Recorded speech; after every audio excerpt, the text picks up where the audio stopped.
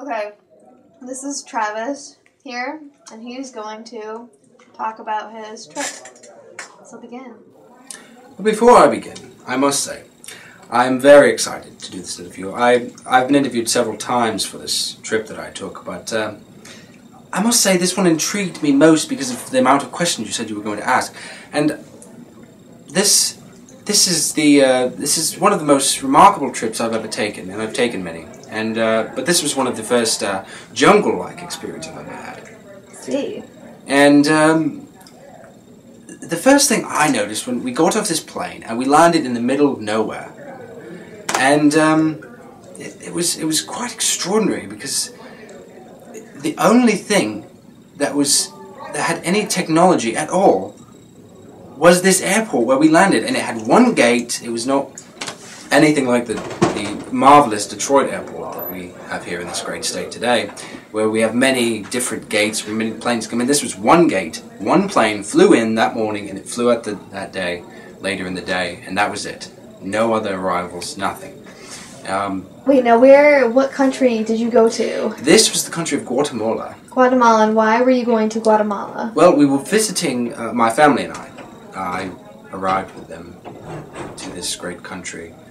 It's actually a third world country. It's poverty-stricken, but beside the point.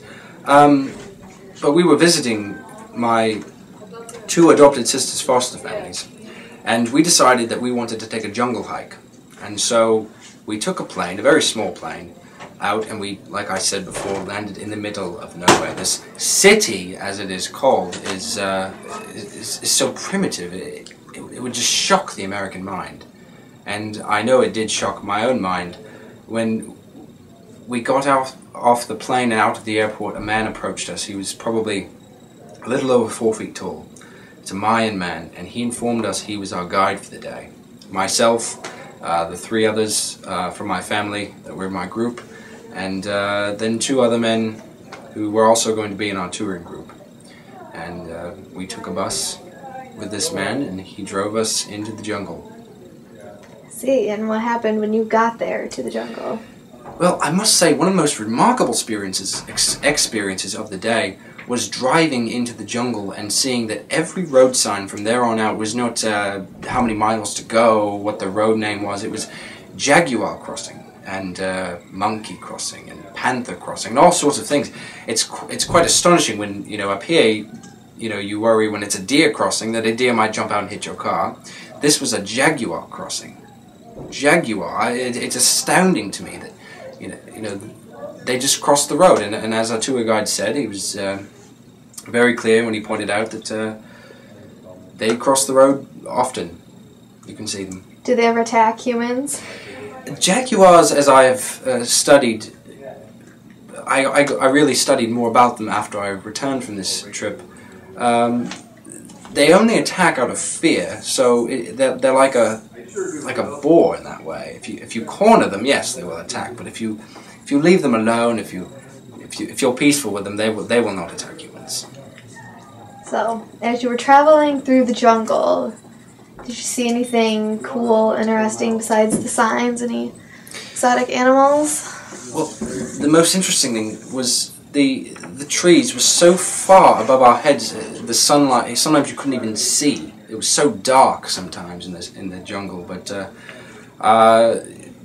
the first just real shock that you could just see, you could touch it, was when we arrived at this sort of welcome center, as it were. A very primitive building,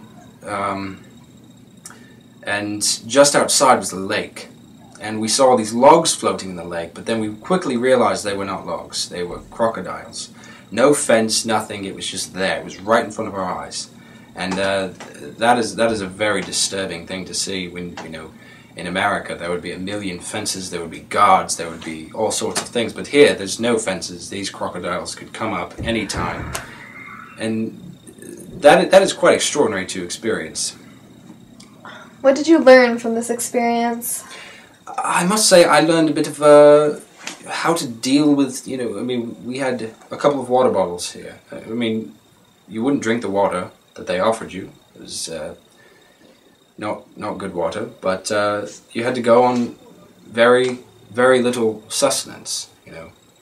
And we hiked a long way. We hiked through the jungle, and I must say, I'll get to that right now, is the Mayans were in this jungle of Tikal, and temples where they sacrificed people were everywhere. And we got to climb these temples, actually. And one of them actually rose about 400 feet above the ground. Wow. So, what was your favorite part? My favorite part? I suppose my favorite part would be, after all that hiking we did, hiking up temples and seeing monkeys above our heads in the trees, and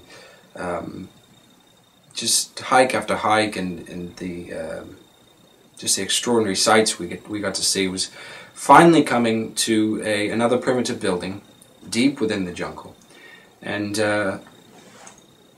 there is one oven in this building, and that's where we had lunch. And it was probably the nastiest food I've ever tasted, but it was delicious that day. Very nice. Okay, well, thank you, Travis. Thank you for that interview. It was nice talking to you. I was very happy to come in. Well, until next time.